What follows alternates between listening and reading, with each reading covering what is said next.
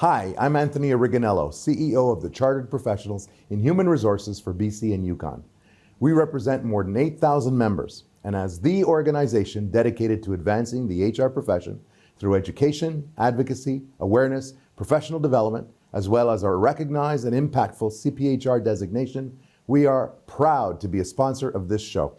We have been the voice of the HR profession since 1942. Learn more about us at cphrbc.ca. In this edition of Careers That Matter, I'm joined by Kerry-Lynne Findlay, one of the candidates for the leadership of the Conservative Party of British Columbia. Welcome. Thank you. Hi. So as a candidate, what does your job look like? Because it is a job. It is a job. I find it odd when people say it's not a real job. It certainly is a job. It's a very demanding job. I would imagine all-encompassing. It is. I think you have to have a passion for politics. Sometimes people get into politics, they don't know they have a passion for it, and it develops. Some go in because it's there. For me, it's always been a matter of, I've always seen myself as a person of service. As a lawyer, I was of service to people. And when I decided to make a switch into politics, that's how I saw it. I'm a problem solver. I like to get results. That's what I did in my other career. That's what I'm doing in this career. But it is very all-encompassing because in addition to the responsible parts of decision-making and discussion and negotiation, you're also running an organization, in effect, a political party, and you also have to do a lot of the retail side of politics, go to events, give speeches outside the legislature, talk to people. You want to know what they're thinking. You want to know what's going on. And in a ethnically diverse culture like ours, you also want to honor some of their vibrancy that they bring to this nation by attending things. And now, when I'm invited to, I have to say, to a South Asian wedding, I don't go to every day of the week or two that it takes to go through all that, but I go to the main parts. You're also fundraiser in chief for your campaign, aren't you? That is true. I mean, that's a part of it. That is you true. run a team, you're the public face, but you got to go asking people to give you money. Yes, and that's not easy in our world today because a lot of people, even people who traditionally might have donated or given, do not have the ability to do that. That's not where their priority of spending is, and one has to respect that and understand it. But politics does not run without donations and support. Those have all been regulated now. It isn't like the old days when a corporation could give a big check. It's individual donations, and they're limited as to amount. Provincially, it's $1,513 and some cents right now. So you're asking a lot of people for money. You have to ask a lot of people. Mm-hmm. Yeah. So let's go through your career. You grew up on Vancouver Island. I did. You graduate from high school, and did you say, I know what I want to do one day, is be the leader of the Conservative Party of British Columbia and go on to become Premier of British Columbia? Absolutely not. So what was your thinking when you graduated? I started school early. I literally started grade 1 when I was only 4. So, and I was reading at 3, I'm told. So I went right through school, graduating at 16, and went to UBC. Partly just because my mother was very big on education. She'd had to leave high school in grade 11 to earn money for the family. And my father only had a grade 6 education, but he learned the electrical trade. So they valued me getting an education, and my brothers and my sister, but I was the one most adept at it. So they encouraged me to keep going. So I was off to UBC at age 16, living in residence, and lost a bit because of my young age, and went right through. I did Soviet studies in large part, history and political science, and again, my mother encouraged me to think about law. In those days, there weren't many lawyers. There was one woman bencher of the Law Society. There was one Supreme Court judge. So at 20, I was the youngest person at UBC Law in my class. And we didn't have a lot of money, and I worked part-time, and I worked in the summer. So I couldn't afford to spend 5 years getting a 4-year degree. I just kept going. So I did my 3 years of law at UBC and went out into the big, brave downtown Vancouver law world of the profession. So did you wind up working for a large firm, or were you working for a smaller firm? I started out in a small firm. It had 11 lawyers when I interviewed, and by the time I got there, there were 5.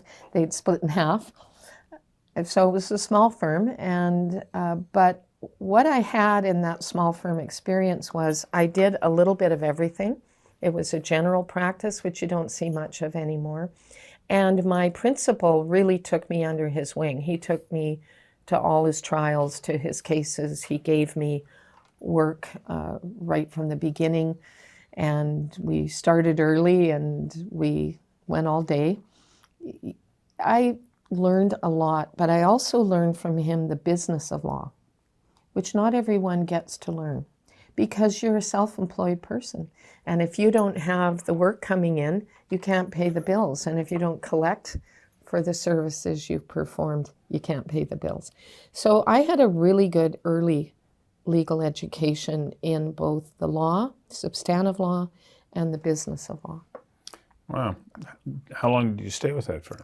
We were in the old Randall building on Georgia Street with a rickety elevator. I got stuck in once when the power went out. And I was there for my articling and then 2 more years. Where'd you go from there? Then I was married and started having a family. And in those days, there was no maternity leaves. Wow. So I practiced part-time, full-time, part-time from home while I had my first 2 children. I used to mark papers for UBC for the real estate licensing course, and I did my own files. But I'd say it was more part-time, full-time, part-time in those days. And I did that for 6 years, and then I went back downtown, as we call it, to a medium-sized firm. And so you stayed within law until one day you said, I think I want to put my name forward for public service. What motivated you to do that? I've always been very community-minded. My parents were, I come from a family of athletes. My brother was a professional athlete. He played for the BC Lions for 13 years. And 4 generations of CFL players in my family, by the way. They've done videos about it. My dad, my brother, my nephew, and now my great-nephew is number 33 for the Lions. I'll just give the Lions a plug right now. Anyway, so from that family background, my dad was always very involved in sports and in Chamber of Commerce, and my mom was too. So I grew up in that spirit. I always did a lot of volunteer and community work along with my law. And I found that my life was very separated. Law is often a very individual pursuit. It's you at your desk trying to figure out what's the strategy, where are we going to go next, and your client comes in, you form a plan. But it's very individualized. I'm an extrovert, as you may have figured out already. So I did a lot of volunteer work with the Canadian Bar Association because it was in keeping with my profession and also other community activities. And I just had done it since I was 20 years old. I had been in law school and then a lawyer. And after a certain amount of time, I wanted a different challenge in my life. And I thought, well, I can go from applying the law to helping create the law through public policy. And I knew already about legal drafting, how to do that well. And the debating part, well, I've been doing that my whole career in courtrooms. I had been president of the Bar Association of the BC branch here and did that for a year. I enjoyed that. But that was something where I had to travel the whole province, talk to people, ask them to vote for me. I'd had a bit of that experience.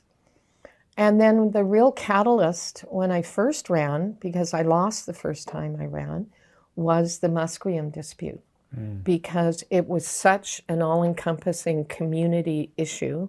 I was both a lawyer and affected personally, that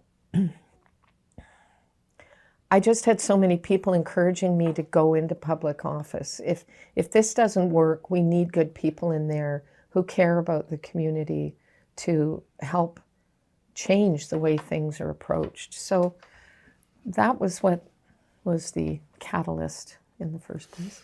Well, you did get elected, and you were appointed to cabinet, and you had, was it 3 different cabinet posts? Yes. Which ones were they?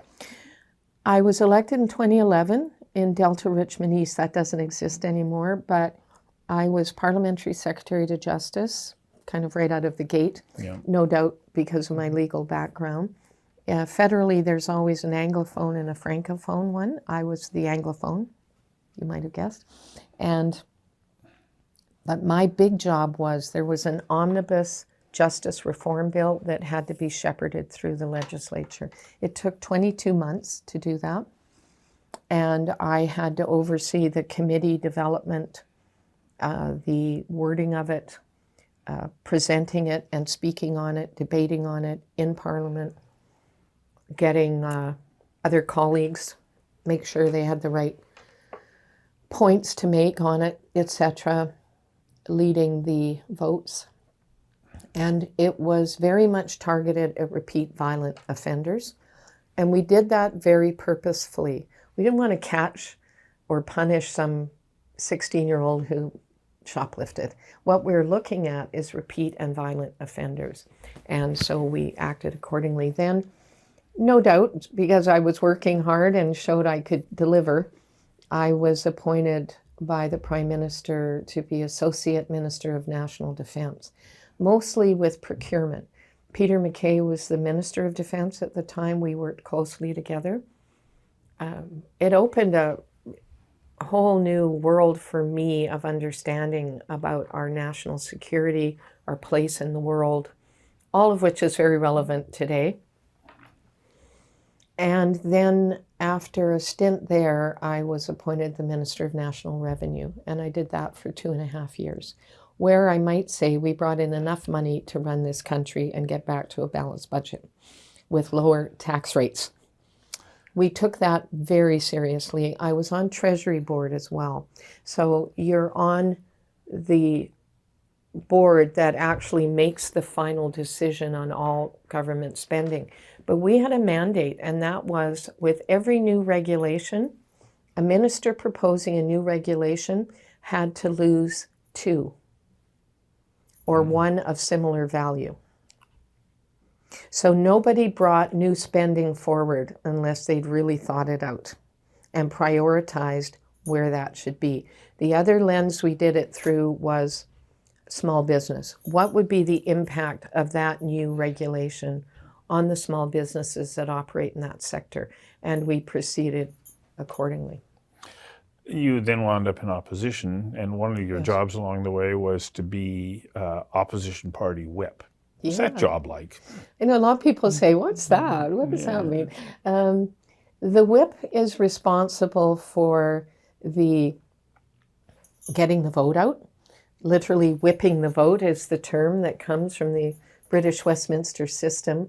I did not have an actual whip, but they did present me with one behind the glass in a frame, which I have, and it's delightful. But you're responsible to make sure that everyone who's supposed to vote is in their seat or on, nowadays, on screen. We don't do it all in person anymore. And that you deliver your party's vote. That is all talked out ahead of time with caucus, at least in our party it was. And sometimes the leadership would be outvoted on something by caucus, but whatever the final decision was, then it's implemented. And also I oversaw all the committees. So you're making sure that everyone understands the position of the party that you've debated and discussed, and that you are forwarding that through the committee structure, either by getting witnesses there to ask the questions of, or cross-examining in a way. They don't really use that term, but asking questions of witnesses brought forward by the other parties. But there's another more perhaps intangible part to it, which is you're overall responsible for caucus morale. So you need to be able to identify when someone is seeming kind of disassociated or like they're unto themselves, or maybe they have some real family problems and they haven't talked them out yet. And I'd say, come on by the office, let's have a chat. How can I help you? Would it help you to get home a day early this week because there's some issue you have to deal with? Wow, Whip. Please call me Madam Whip. Or just Whip. That would really help me this week in particular. Going through a divorce, there's a custody issue on. Do you need to have a little more time with the kids so that you can deal with this? Those are the parts of the job which you don't talk about because you're not going to say so-and-so was in here. I mean, particularly as a lawyer, I take confidentiality very seriously. I take my oath of office very seriously. Leaks from caucus are not the right thing to do. You are betraying your colleagues. So I had to do a presentation at our caucus meetings every week where I would talk about what was coming up, what the agendas were, what the committees were. I did it in French and English. I would give them something funny to laugh at, usually a cartoon or something with a bit of a political twist to it at the beginning.